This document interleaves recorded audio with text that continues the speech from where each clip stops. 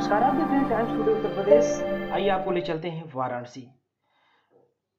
आपको एक ऐसी शख्सियत से मिलवाते हैं जिनका नाम है प्रोफेसर आर.एन. त्रिपाठी, समाजशास्त्र बीएचयू वाराणसी। छात्रों को उनके उद्बोधन को जरूर सुनना चाहिए और शिक्षा लेनी चाहिए। हम आपको सीधे ले चलते हैं त्रिपाठी जी द्वारा कही गई बातों को सुनवाते हैं। खबर पसंद आए तो आप जरूर शेयर करें, हमारे चैनल को जरूर सब्सक्राइब करें, बेल आइकन की घंटी को अवश्य बजाएं। धन्यवाद।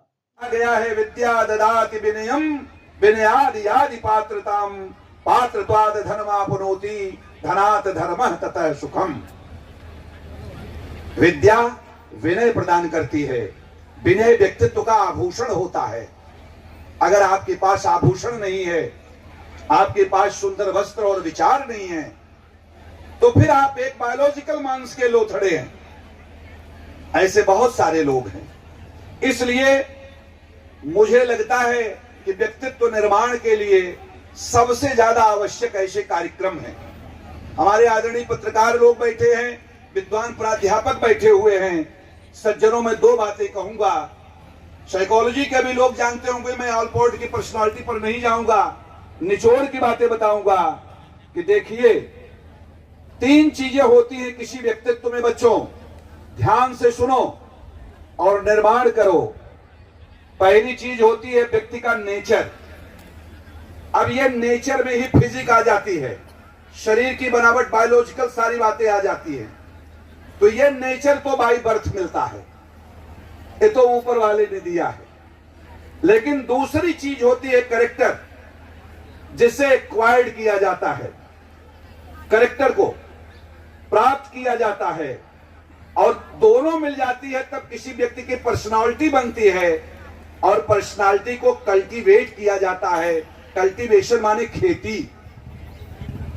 पर्सनालिटी को बनाने के लिए जैसे कृषक अपनी फसलों को उगाता है, वैसे अपने जीवन निर्माण के लिए विद्या विनय के आभूषण के साथ, शैक्षणिक गुणवत्ता, नैतिक ईमानदारी, चरित्र निष्ठा के साथ जब कोई व्यक्ति अपने व्यक्तित्व का निर्माण करता है, तब वह बनता है महान और तब इतिहास में उसकी बात लिखी जाती है। आप जानते हैं कि बंसी तो जल गई राख में, लेकिन उसका गीत बाकी है।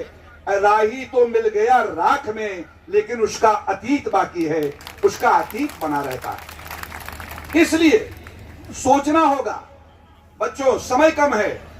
जीवन में उत्कर्ष किसी धन संपदा वैभव पद का नहीं होता। आज मैं यहां हूं, कल वहां कोई दूसरा होगा।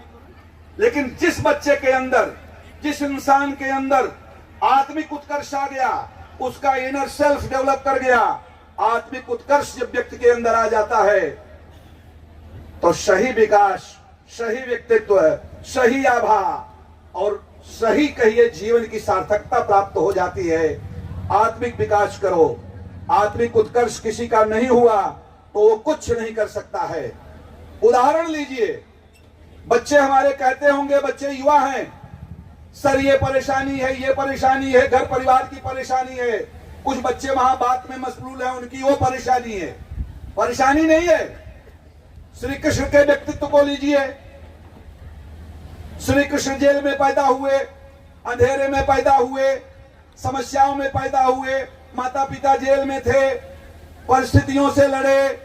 दुनिया भर के जितने राक्षस मारने वाले आए थे सभी आए, मामा तक ने द्रोह किया। क्या श्री कृष्ण से बढ़कर के किसी की परेशानी है भाई? किसी छात्र की? उनसे ज्यादा कोई परेशान नहीं है।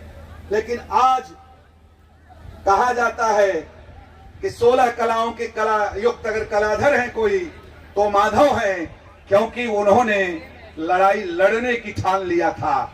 जब दिल में ठान लोगे, जब मन में ठान लोगे, तो ये उड़ान सही दिलों में उसी समय होगी बच्चों। क्यों? देखो, रुकना नहीं है। एक फिल्म में आपने सुना होगा, जो डर गया वो मर गया। रुकना नहीं है। जिंदगी की हर कहानी बेअसर हो जाएगी। हम नहीं होंगे तो दुनिया दर बदर हो जाएगी। पांव पत्थर करके छोड़ेगी अगर रुक जाइएगा। चलते रहिएगा तो ये जमी भी हम सफर हो जाएगी, ये जमी भी हम सफर हो जाएगी। चलते रहने की बात है। चलते रहने का नाम जिंदगी है। सूर्य चलता रहता है, चंद्रमा चलता रहता है, पृथ्वी चलती रहती है, सागर हुंकार भरता रहता है, पक्षी कलरव करता रहता है।